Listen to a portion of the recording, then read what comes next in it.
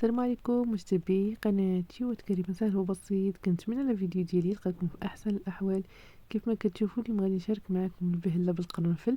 صراحه كتجي غزاله وفيها واحد المذاق اللي خطير بزاف، فخليكم معايا باش تشوفوا المكونات اللي غادي نحتاج فيها وفرجه ممتعه.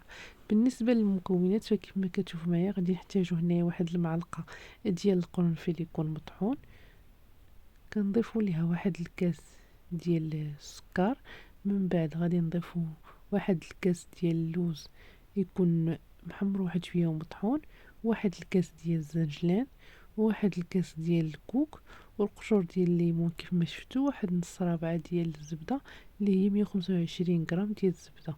بالنسبه للمكونات فانا جمعتهم كاملين في خطره واحده، فما كاين لاش غادي نبقاو نخلطوا بالحاجه غادي نحاول نخلط كلشي في دقه واحده، وكما كتشوفوا باش الخدمه تسهل عليكم. صافي هنايا كيف ما كتشوفوا معايا غادي نحاول نمزج هذوك المكونات كامل مع بعضياتهم وندخلهم في هذيك الزبده.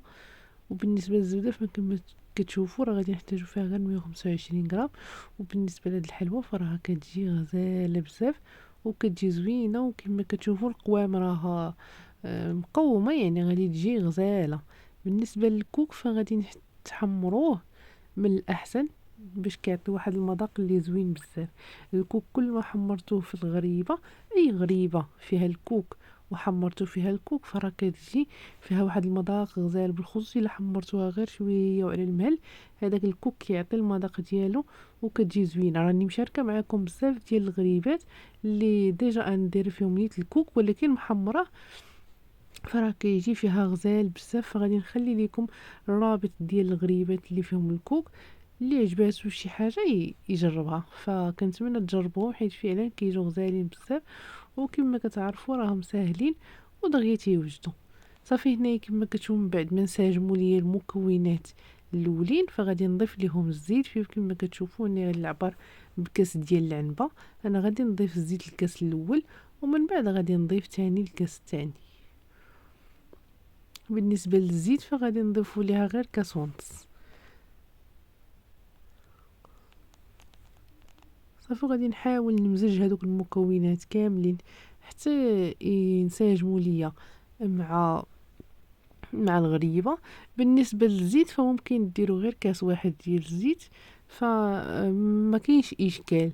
انا درت كاس ونص، ولكن ممكن اللي باغي يدير غير كاس باش تجي شويه خفيفه فممكن يدير لها غير كاس واحد. اما بالنسبه لهاد القوام فراه صراحه كتجي زوينه.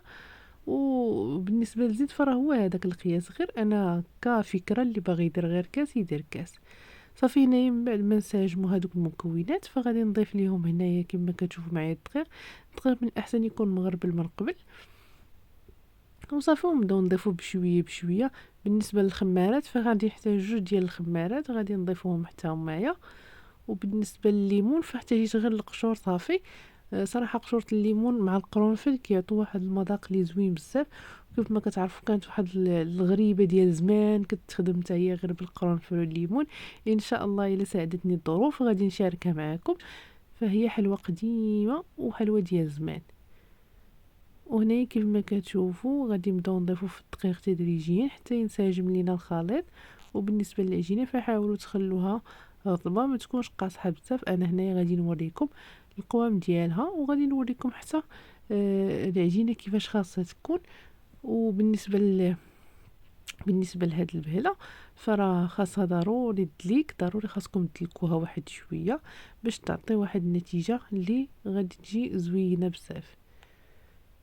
وبالنسبه للفران فضروري راه غادي تشقق لكم حيت فيها الخميره، غير حاولوا تشعلوا عليها العافيه من الفوق كيف ما غادي نوريكم دابا. صافي هنايا كما كتشوفوا من بعد ما دخلت هذاك الدقيق فغادي نحاول نبدا ندلك فيها بشويه بشويه. بالنسبه للدليك فدلكوها غير بشويه، ما عندكم مناش تخافوا، وصراحه راه كتجي زوينه بزاف.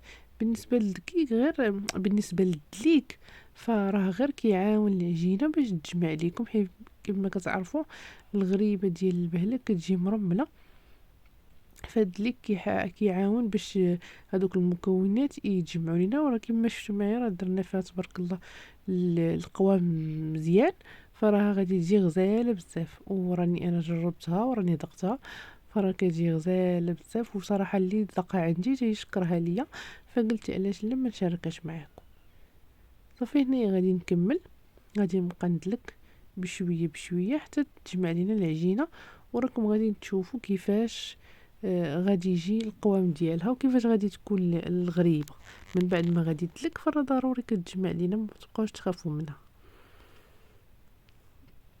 وصافي هنايا غادي نكمل نبقى ندلك بشويه بشويه حتى تجمع لينا العجينه، ومن بعد غادي نوريكم كيفاش كتجي.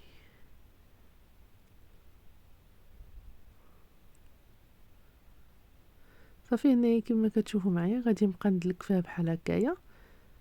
المهم حاولوا تدلكوها بحال الدليك ديال الخبز، يعني حاولوا توركوا عليها بالكف ديال اليد ديالكم باش تدخل معكم العجينه مزيان، ومني تحسوا بها تجمعات فرا نتوما غادي تعرفوا باللي العجينه تجمعات فاش غتبان لكم. وحاولوا تجربوا بانها ولات كتكور كما كتشوفوا معايا انا. مني كتولي العجينه كتكور وما كتفرتتش معاكم، فرا كتكون العجينه وجدات. صافي كيف ما كتشوفوا معايا فرا كتكون هكايا، يعني خاص العجينه غير تجمع معاكم وصافي. شتو بالنسبه للزنجلان فرا كتجي صراحه مقاومه به، وكتجي عامره تبارك الله بالزنجلان وباللوز مهرمش. اللوز من الاحسن غير هرمشو باش حتى هو يعطي داك المذاق وديك القرمشه ديالو تبقى في الغريبه، كل ما عضيتي كل ما كتبقى ديك القرمشه ديال اللوز. صافي هنايا كما كتشوفوا من بعد ما كورتها كامله، فانا حاولت ندير نص بالقرنفل هكايا نزينو بالقرنفل، والنص حاولت نخليه غير عادي. الا كان عندكم القرنفل بزيد فممكن تزوقوها، الا ما كانش عندكم القرنفل بزيد فكان عندكم غير ديك الكميه اللي طحنتو، فمن احسن الا بغيتو خلوها غير عاديه. راه اصلا هي كتشقق في الفران، يعني داك القرنفل كيبقى غير تزيين وصافي، غير اختياري.